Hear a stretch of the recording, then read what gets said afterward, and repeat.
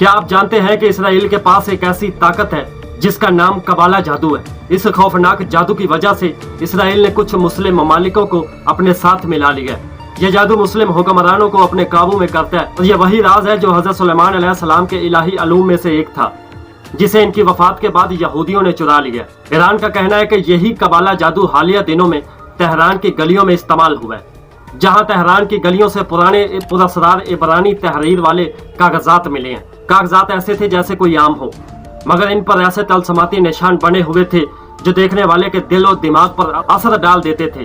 ईरानी खुफिया इदारों के मुताबिक ये कागजात न सिर्फ पढ़ने वाले के ख्यालात बदल सकते हैं, बल्कि वो इसके फैसले और तरजीहात पर भी असर डालते हैं। ये ऐसे ही है जैसे कोई आपके दिमाग में छुप कर बैठ जाए और आपको यकीन दिलाए कि जो फैसला आप कर रहे हैं वो आपका अपना है, हालांकि वो किसी और का मंसूबा और प्लान है। रिपोर्ट्स के मुताबिक यही तरीका इसराइल ने कुछ मुस्लिम हुक्मरानों के साथ इस्तेमाल किया।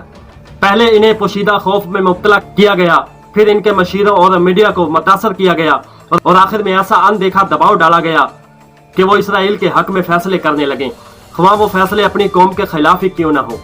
याद रखो दोस्तों कि ये खेल सदियों पुराना है, लेकिन सवाल ये है कि अगर ये जादू तेहरान तक पहुंच चुका है तो क्या बाकी मुस्लिम ममालिक भी इसके जाल में फंस चुके हैं या फंसने वाले हैं।